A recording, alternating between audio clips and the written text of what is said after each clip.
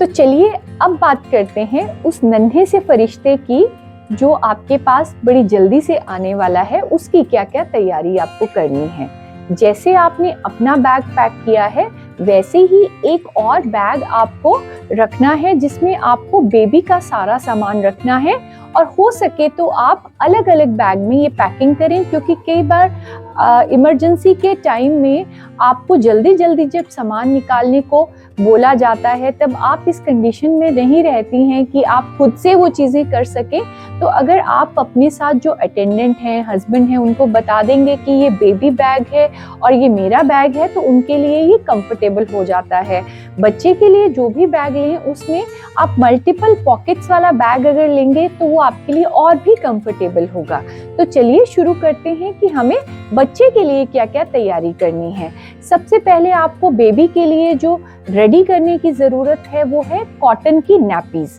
अब कॉटन की नैपीज़ आपको रेडीमेड भी मार्केट में मिल जाती हैं, लेकिन अगर आप अपने बच्चे के लिए बहुत पर्टिकुलर हैं और चाहते हैं कि उसे रैशेस ना हो तो आप इवन मलमल का कपड़ा लेके घर पे भी नैपीज़ आप टेलर को देंगे तो वो पर नैपी कुछ चार्ज करके आप से उसे प्रिपेयर कर सकता है। डिज़ाइंस आपको ऑनलाइन भी मिल जाएंगे या आप अमेज़ॉन या किसी साइट पे देख के वो डिज़ाइन आप अपने आप से नैपी के बनवा लीजिए। तो नैपीज़ आपको मुझे ऐसा लगता है कि 12-14 जितनी भी नैपीज़ आप बनवाना चाहते हैं, पर आपको एटलीस्ट सीज़न के हिसाब से भी चलें तो 7-8 नैपीज़ आपको अपने बेबी बैग में, हॉस्पिटल बैग में रखना है।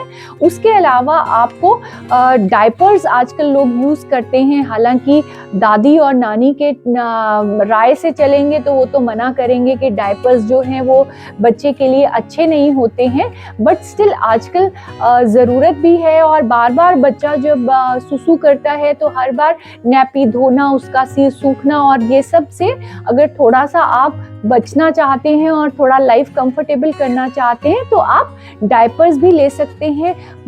अलग अलग ब्रांड्स के डायपर्स अवेलेबल हैं मार्केट में। फर्स्ट क्राई है, अमेज़ॉन है, हगीज़ है, पैम्पर्स है।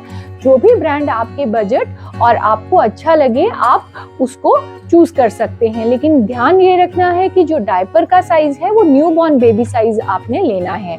Then next thing you have to pack is quick dry sheets. ये डबल लेयर्ड शीट्स होती हैं जिस पे बच्चा अगर लेटता है और थोड़ा बहुत सुसु कर देता है तो जल्दी से सूख जाता है। तो ये भी आप 2 क्विक ड्राई शीट्स आप अपने बैग में रखिए।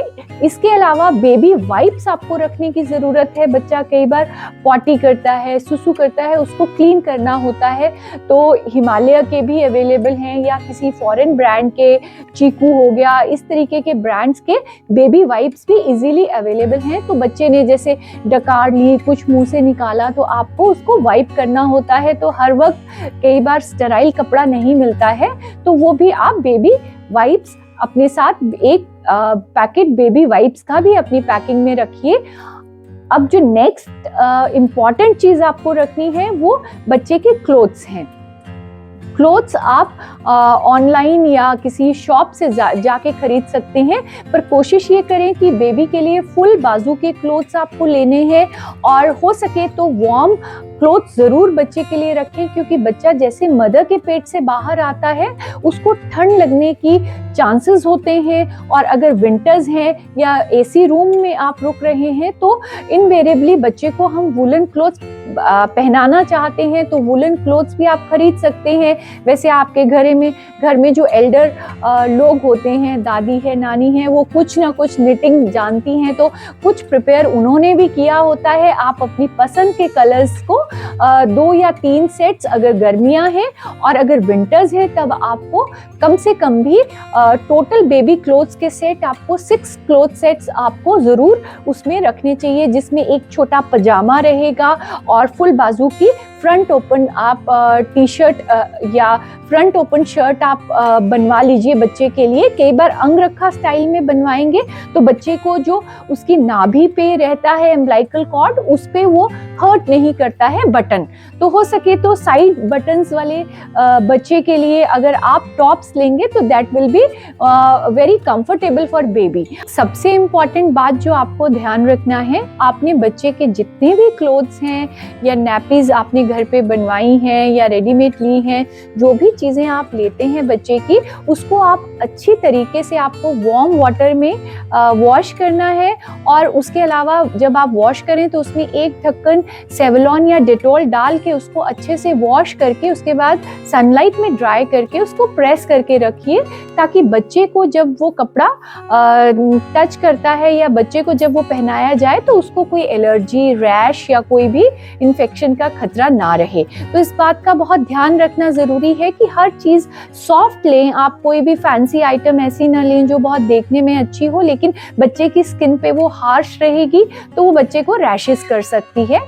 अब इसके अलावा बेबी विब्स आते हैं जो आप बच्चे को फीड कराते टाइम या उसके गर्दन के आसपास बांध सकते हैं, ताकि दूध अगर गिरता है या आप बर्पिंग करा रहे हैं, बच्चा अपने कपड़े बार बार स्पॉइल कर लेता है, तो बेबी विब अगर आप बांध देते हैं तो उसको जल्दी से धो के क्लीन करना इजी रहता है। उसके अलावा कुछ हैंकीज आप रख सकते हैं, छोटे साइज के बेबी हैंकीज अलग से रख लीजिए। बेबी के लिए 2 टॉवल्स आपको जरूर रखना चाहिए। एक से आपने स्पॉन्जिंग किया है या कभी आपको बच्चे को जल्दी से सुखाना है तो एक पेयर टॉवल का आपको रखना चाहिए। एक बेबी ब्लैंकेट जिसमें आप बच्चे को अलग से कवर कर सकें, या घर ले जाते वक्त आपको एक सुंदर सा ब्लैंकेट जिसमें आपको बेबी को कवर करना है, या बेबी का स्लीपिंग बैग भी मार्केट में अवेलेबल है, वो भी अपनी पैकिंग में जरूर रखें कि जब आप घर जा रहे हैं तो अपने उसमें आर्म्स में बच्चे को स्लीपिंग बैग में डाल के भी ले जा सकते हैं। इसके अलावा जो नेक्स्ट इम्पॉर्टेंट चीज़ है वो है बेबी का ग्रूमिंग किट। अब ग्रूमिंग किट में बेबी के डिफरेंट चीज़ें रहती हैं, उसमें बहुत इम्पॉर्टेंट होता है बेबी क्रीम है, क्योंकि बच्चे को आके जब डिलीवरी के बाद थोड़ा बहुत कई बार रैशेस रहते हैं, वो इम्पॉर्टेंट रहता है लगाना। बेबी पाउडर हो सकता है उसमें, फिर उसमें बेबी ऑयल रहता है, बेबी सोप रहता है। उसके अलावा एक रैश क्रीम होना भी बहुत ज़रूरी है, क्योंकि बहुत बार बच्चे को डायपर से रैश हो जाता है या जहाँ पॉटी करते हैं उस जगह पे थोड़ा रेडनेस हो जाती है, तो रैश क्रीम से बच्चे की स्किन को प्रॉब्लम कम से कम होती है। तो एक रैश क्रीम भी अपने बच्चे के ग्रूमिंग किट में ज़रूर रखिए। कई बार ऐसा होता है कि बच्चे के नेल्स जब वो पैदा होता है तो काफ़ी लंबे लंबे नेल्स होते हैं, and they have this tendency कि बार बार अपने मुंह को स्क्रैच कर लेते हैं या वो थोड़ा बहुत हर्ट करते हैं, तो एक छोटा नेल क्लिपर भी ज़रूर रखिए। एक इम्पॉर्टेंट जो चीज़ आपको नहीं भूलना है वो बेबी के लिए कैप रखना बहुत ज़रूरी है, क्योंकि बच्चा जब नॉर्मल डिलीवरी के प्रोसेस में आता है तो उसके सिर पे बहुत प्रेशर रहता है, तो अगर आप उसको बेबी कैप से ढक देंगे तो बच्चे को एक सपोर्ट सा रहता है और बच्चे का सिर खुला नहीं रहता है, उसको ठंडी भी कम लगती है। तो 1 या 2 बेबी कैप्स आपके सामान में बहुत ज़रूरी है। उसके अलावा जो ज़रूरी है वो है बच्चे की सॉक्स ज़रूरी हैं, मिटन ज़रूरी हैं, ताकि बच्चे के जो बॉडी पूरी अच्छे से कवर रहे और बच्चे को ठंड कहीं से ना लगे। उसके अलावा बच्चे की जो आपने तैयारी करनी है, ये आपने ऐसा नहीं है कि आप लास्ट तक अपनी डिलीवरी डेट तक वेट करेंगे तब आप तैयारी करें, but this is a way of bonding also. आप जैसे ही 34 वीक्स में पहुंचते हैं तो आप धीरे धीरे करके अपना बैग में जितना भी सामान है वो इकट्ठा करना शुरू करिए, उससे आपको एक बॉन्डिंग भी लगेगी। और कई बार ऐसा भी होता है कि टाइम से पहले भी बहुत सारी पेशेंट्स या बहुत सारी गर्भवती महिलाएं लेबर पेन में चली जाती हैं, तो ऐसा नहीं हो कि आप हॉस्पिटल जाएं और आपको ये मौका ना हो कि वापस आप जाके घर से तैयार करके ला सकें।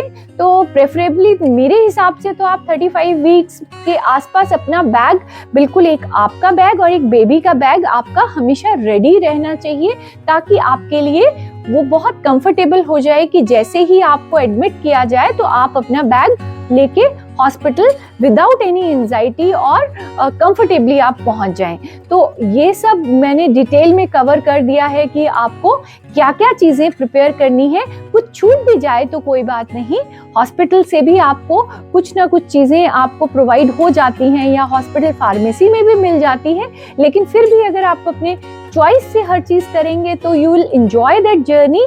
I really wish you have a wonderful and safe delivery, and may you come home with all the joys in the world and you enjoy that motherhood. Thank you so much.